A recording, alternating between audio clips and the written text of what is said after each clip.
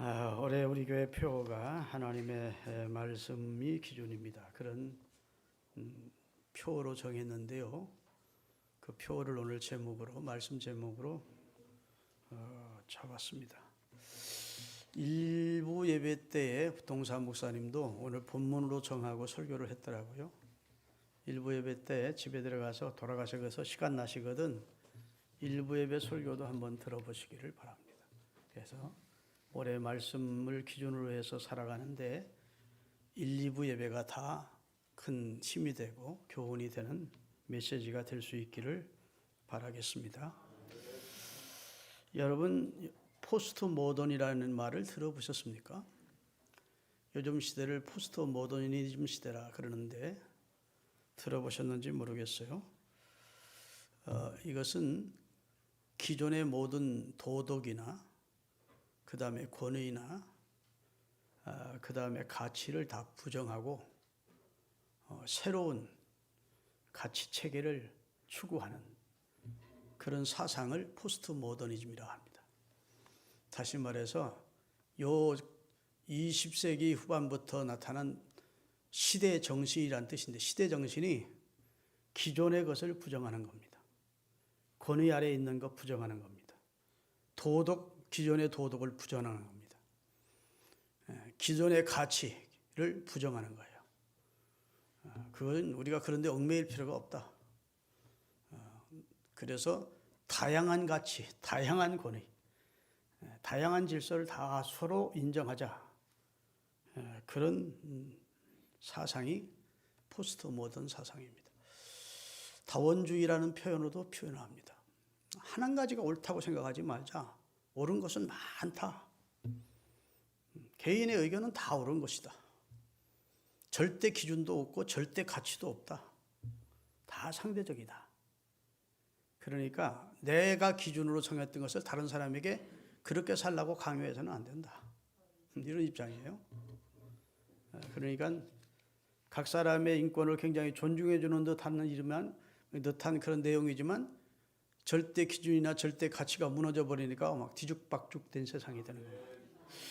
요즘 우리나라 상황을 보면서 여러분 어떻게 느낍니까? 야, 뒤죽박죽이네. 이거 뭐 무엇이 정의고 무엇이 옳은지를 모르겠네. 정오가 구분이 안 되는 거예요. 그렇죠? 엉망진창입니다. 도덕적으로 형편없는 것도 그럴 수 있다. 그것도 선한 뜻을 위해서 그런 거다. 이러는 겁니다. 괜찮다. 나라만 잘 들었으면 된다. 뭐 이런 쪽이에요. 하여튼 기존의 뭐 이런 가치 체계나 도덕이나 윤리는 그건 중요하지 않다. 이렇게 그 사람은 그 사람 나름대로 옳은 것이고 우리는 우리 나름대로 옳은 것이다. 뭐 그냥 비판할 필요 없다. 이런 생각을 가지는 것이 이제 포스트 모더니즘 사상입니다. 그래서 이 사상이 예술, 문화, 건축, 사상 쪽에 다 지금 깊숙이 알게 모르게 우리 속에 들어와 자리 잡고 있는 것입니다. 그런데 그 내용이 사실은 반기독교적입니다. 하나님은 분명히 기준을 정해 주셨는데 기준이 필요 없다는 겁니다. 하나님의 권위 인정하지 않는 겁니다. 부모의 권위, 스승의 권위 중요하지 않다는 겁니다. 개인의 자유와 인권과 개인의 가치와 개인의 사상이 중요하다는 겁니다. 그렇게 자꾸 흘러가고 있어요. 그래서 우리 기독교인들조차도 이 흐름을 벗어나지 못하고 중심을 잡지 못하고 있는 그런 상황에 처해 있습니다. 그런 시점에서 내가 우리 교회 표어를 무엇으로 정할까 한 달 동안 고민하며 기도하다가 하나님의 말씀을 기준으로 해서 살자는 표어를 정한 겁니다. 이 사람은 이 사람 말하고 저 사람은 저 말하고 천 사람은 천 말하고 만 사람은 만 말하지만 우리는 거기에 동조할 수는 없습니다. 우리는 영원 불변하신 하나님의 말씀. 신구약 성경은 하나님의 말씀이요 신앙과 행위에 대하여 정확무한 정확하고 오류가 없는 유일의 법칙이고 법칙이 여러 가지의 유일의 법칙으로 우리는 믿습니다. 그걸 믿고 직분도 받고 그걸 믿고 목사 안수도 서약하며 받는 것이죠. 신구약 성경은 하나님의 말씀이요 신앙과 행위에 대하여 정확무한 유일의 법칙으로 믿습니까? 그럴 때 예, 그렇게 대답을 하는 것이죠. 할렐루야. 그런데 포스트 모던의 기본 틀은 나도 옳고 너도 옳다는 겁니다. 상대주의예요. 절대 기준이 없습니다. 나도 옳고 너도 옳고 우리 모두가 옳다는 입장입니다. 대단히 포용적인 입장을 취합니다. 조선시대에 이런 일화가 있습니다. 아주 포스트 모던 사상을 잘 보여주는 내용인데, 황희라고 하는 정승이 있었습니다. 그 황희 정승집에 2명의 종이 있었는데 서로 자기가 옳다고 다투는 겁니다. 결론이 나지 않자 황희 정승을 찾아와서, 대감님, 나는 이렇게 생각하는데 저놈은 이렇게 생각합니다. 그리고 쭉 자기 의견을 얘기를 했습니다. 네 말이 옳구나 그랬어요. 그랬더니 조금 이따 다른 종이 와서 막 또 설명하면 네 말도 옳구나 그런 거예요. 그걸 옆에서 보고 있던 부인이 그게 무슨 소리예요? 이는 말도 옳고 저는 말도 옳다는 말이 무슨 말이요? 그랬더니 오보, 당신 말도 옳구려? 자, 황의정승 말도 옳다, 서로 상반되는 두 종의 말도 옳다, 그걸 지켜보고 핀잔하는 사람의 말도 옳다. 그게 포스트 모더니즘 사상입니다. 옳고 그름에 그게 중요한 것이 아니라고 생각을 하는 것이죠.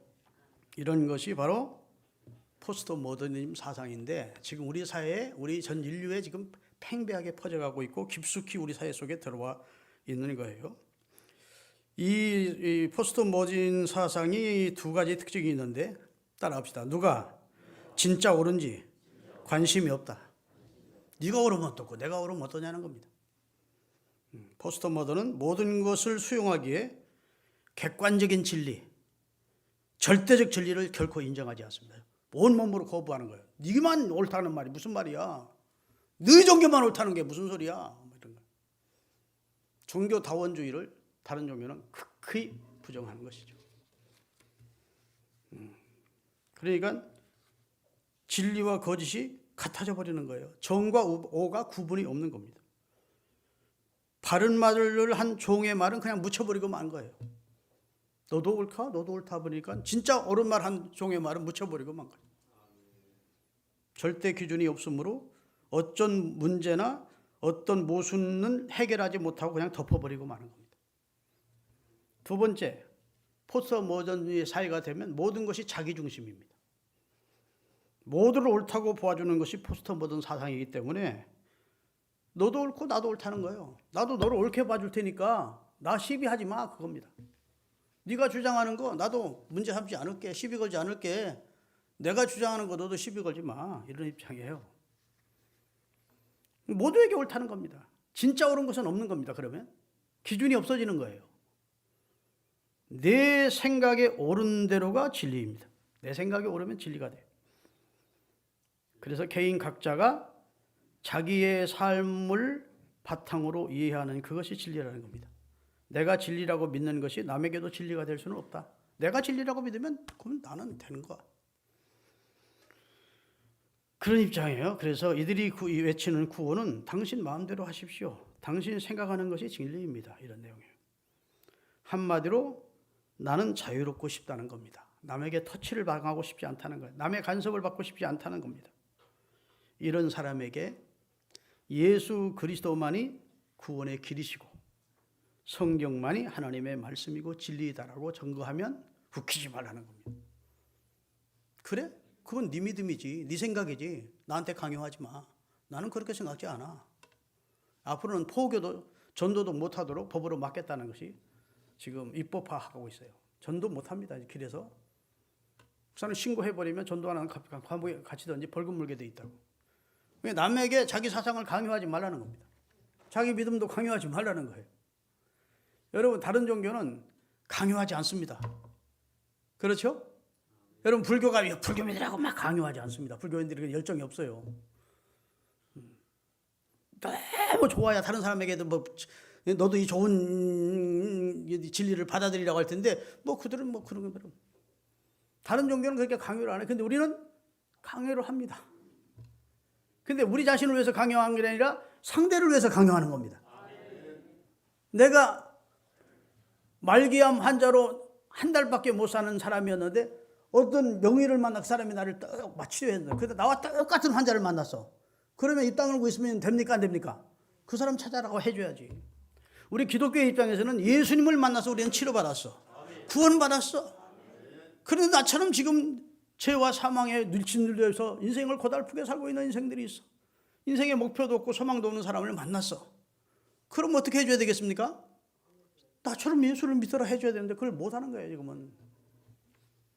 그렇게 반기독교적인 사상으로 마귀가 이제는 전도조차도 못하는 세상을 만들어가고 있다는 사실을 우리가 알아야 돼요. 그리고 이것이 시대정신이라고 그들은 주장을 하는 것입니다. 그러다 보니까 기준이 너무 많아져 버린 거예요. 한마디로 말해 이것은 기준이 사라져 버린 겁니다. 동서남북이 절대 기준이 없는 거예요. 나는 이쪽이 동쪽이라고 믿어. 그럼 이 사람은 너한테는 이쪽이 동쪽이야. 근데 나는 이쪽이 동쪽인데 그래? 너는 너한테는 이쪽이 동쪽이야. 난 시비 걸지 않을게. 그쪽이 동쪽이야. 그럼 맞아. 그래 주는 거예요. 말이 돼야 안 돼요? 내 친어머니는 내 생모는 한 분이야. 이 사람도 내 친모고 이 사람도 내 친모일 수 없어요. 그런데 이 사람이 내 생모인데 이 사람도 내 생모라고 그러면 그래? 너는 그렇게 믿어. 그럼 인정해 줄게. 그래. 이거라고요. 굉장히 무서운 사상입니다. 하나님의 말씀에 반하는 사상이에요. 믿습니까? 기준이 사라져버린 세상이에요. 이스라엘 역사의 가장 암흑기가 사사기입니다. 성경 구약성에 사사기가 나오는데 계속 하나님의 징계를 받고 저주를 받습니다. 조금 콧구멍에 숨 쉴만 하면 다시 범죄하고 어렵게 되면 하나님 찾고 그러면 하나님이 또 구원자를 보내시고 또 콧구멍에 숨 쉴만 하면 또 하나님 떠나고 그러다가 계속 하나님 앞에 징계와 저주를 받는 내용으로 가득 찬 성경이 사사기예요. 근데 사사기 하면 떠오르는 구절이 있습니다. 사사기 17장 6절. 기준이 없더래, 기준이. 사사기 17장 6절. 그때에는 이스라엘에 왕이 없었으므로 사람마다 자기 소견에 오른 대로 행했더라. 자기 소견대로 살더래. 내 생각이 옳아. 다 개인적으로 자기 생각이 옳다고 생각하고 살아. 자기를 지도해 주는 말씀이나 하나님의 말씀, 기준이 되는 하나님의 말씀이 없더라는 겁니다. 믿습니까? 표준이 없더라는 거예요. 각 사람이 자기 좋은 대로 자기 생각대로 살더래요. 사사기 21장 25절입니다. 똑같은 내용입니다. 그때 이스라엘에 왕이 없으므로 사람이 각기 자기 소견에 오른 대로 행하니 그걸 급속히 타락하게 되고 하나님을 떠나 하나님의 심판을 받게 되더라는 것입니다. 여러분, 내 마음대로 사는 거 그거 저주입니다. 우리 인생이 그렇게 내 마음대로 살아도 될 만큼 완전하고 깨끗하고 온전하지 않습니다. 만물보다 부패한 것이 사람의 마음이고 생각하는 것이 말하는 것이 행동하는 것이 죄투성인 것이 불완전한 것이 우리 인간입니다. 그런데 내가 기준이 된다? 있을 수 없는 얘기예요. 인간이 인간의 기준일 수가 없습니다. 할렐루야. 여러분 생각해 보세요. 여러분이 이 세상 모든 사람의 기준이 될 수 있습니까? 여러분이 이 세상의 모든 것의 중심이 될 수 있습니까? 우리가 사는 이 세상은 수많은 사람들이 앞서 살았었습니다. 아멘. 그리고 지금 우리가 이렇게 살고 있습니다. 그렇지만 우리도 전도서 1장에 있는 말씀처럼 한 세대는 가고 또 한 세대는 올 것입니다. 지금 우리가 살고 있는 이 땅을 밟고 사는 우리가 이제는 다 이 세상이 없어지는 날이 오고 다음 세대들이 올 것입니다. 이렇게 한 세대는 가고 한 세대는 계속 다시 오는 겁니다. 한 세대는 가고 한 세대는 또 오는 거예요. 믿습니까? 마치 연극 무대에 연극 하러 올라왔다가 내려가는 거예요. 자기 배역을 다 하면. 그런데 주연은 다시 올라올 수 있는 기회가 있습니다. 그러나 엑스트라는 한 번 싹 지나가면 끝이에요. 우리 인생은 이 세상이란 무대에 잠깐 등장했다가 없어지는 존재라고요. 이렇게 수많은 사람들이 이 세상에 태어났다가 시간이 흐르면 가고 또 다른 세대가 와서 이 세상에 살아가고 또 시간이 되면 가고 또 다른 세대가 오는 것입니다. 이렇게 유한하고 불완전한 인간이 자기가 기준일 수 있습니까? 착각이죠. 우리가 살고 있는 이 세상의 시작과 마침이 되시는 분이 하나님이십니다. 사람은 시작도 아니고 마침도 아니에요. 다만 그 흐르는 시간 속에 물거품처럼 잠깐 나타났다가 잠시 후면 사라지는 피조물 같은 피조물이 우리 인간입니다. 여러분 파도 치는 걸 보면 막 물거품이 일어납니다. 싹 내려가면 없어져요. 무수한 세대가 이 세상을 살다 갔고 지금 우리 세대가 살고 이 한 세대는 가면 또 한 세대가 또 오는 거예요. 그 모든 것의 시작은 하나님이 하셨고 그 모든 것의 마지막도 하나님이 하실 겁니다. 그분이 기준을 성경을 통해서 말씀해 주신 거예요.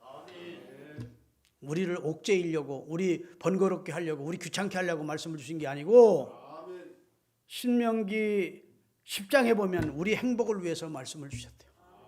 신명기 10장 읽겠습니다.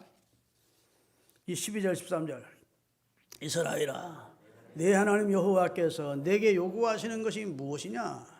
곧 내 하나님 여호와를 경외하며 그의 모든 도를 행하고 그를 사랑하며 마음 다하고 뜻 다하고 내 하나님을 섬기고 내가 오늘 네 행복을 위하여 내게 명하는 여호와의 명령과 규례를 지킬 것이 아니냐. 하나님이 자기 행복을 위해서 우리에게 말씀을 주신 것이 아니고 말씀을 받는 우리 행복을 위해서 말씀을 주셨대요. 말씀을 표준으로 살 때, 말씀을 기준으로 살 때, 말씀을 중심으로 해서 살 때 인류가 행복한 겁니다.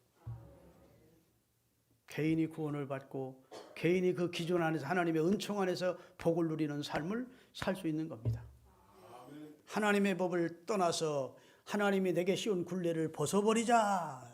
그건 방종이요, 방통이요, 방탕이요, 멸망으로 가는 척경이라는 겁니다.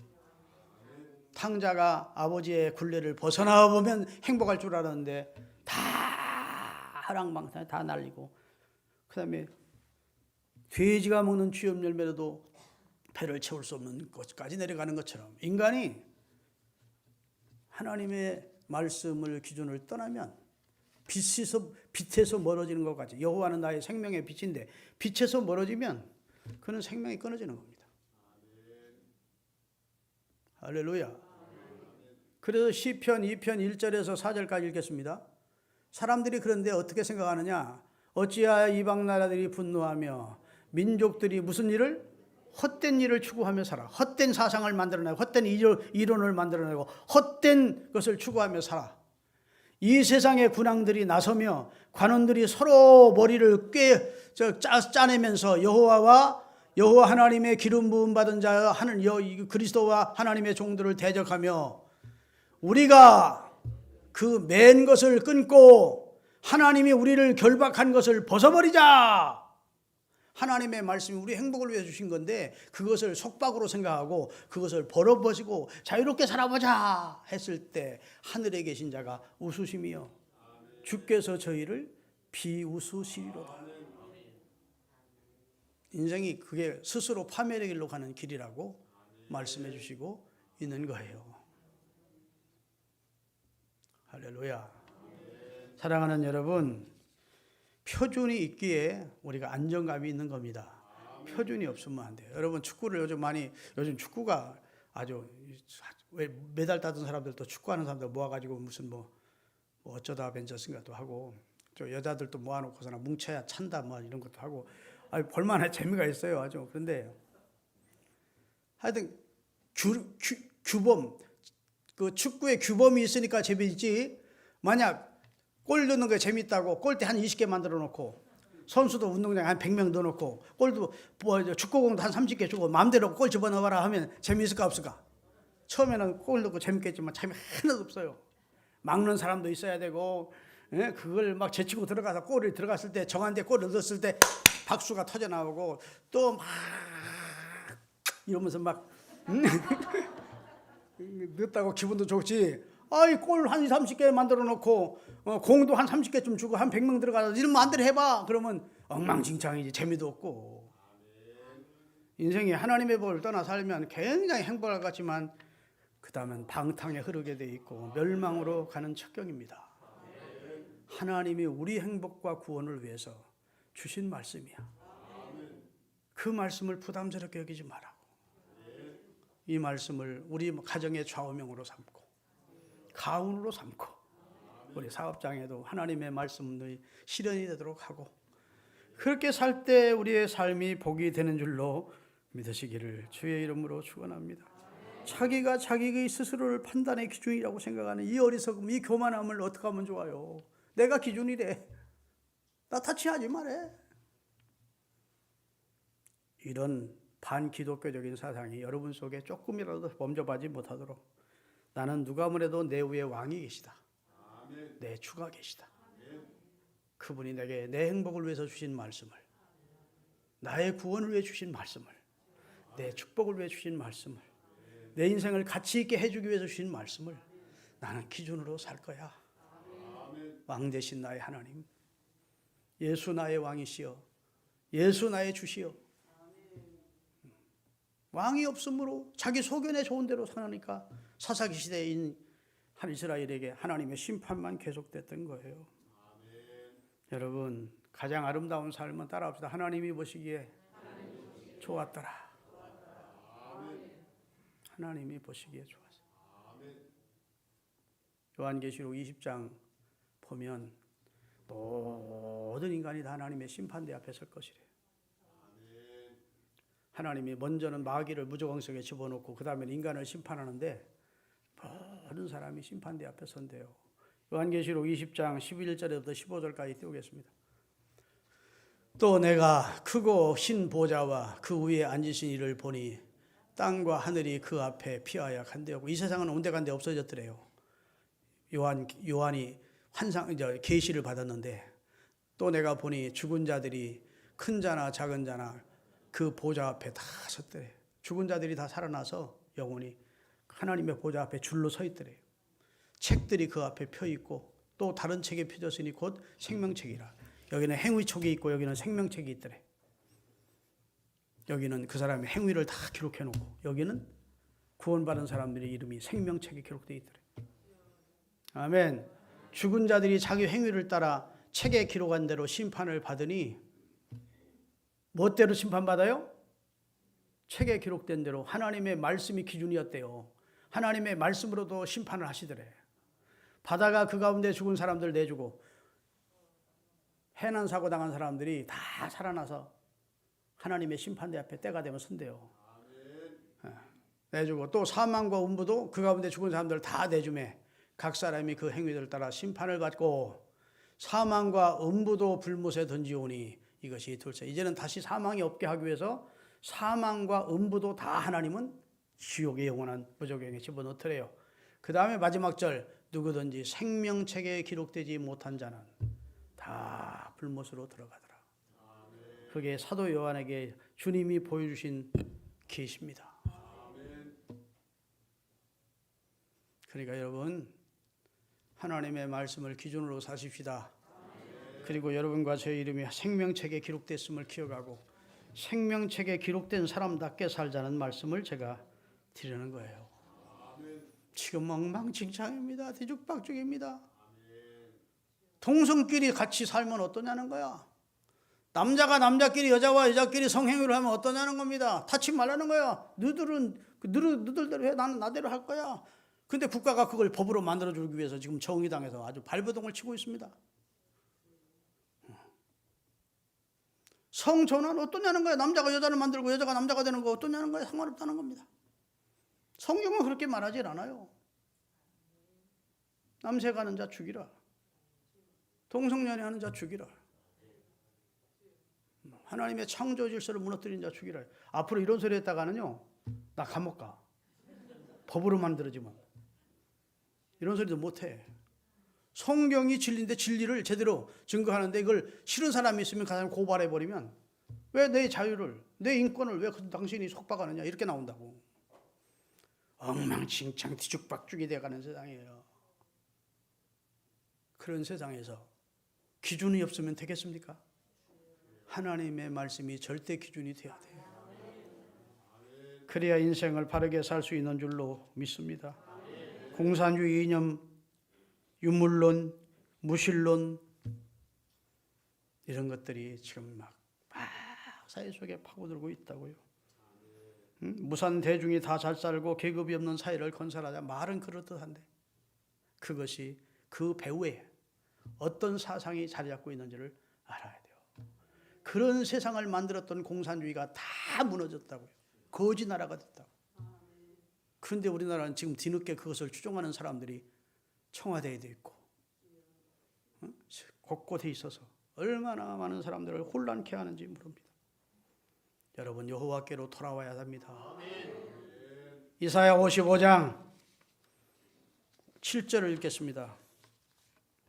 다 같이 악인은 그 길을 불의한 자는 그 불의한 생각을 버리고 여호와께로 돌아오라.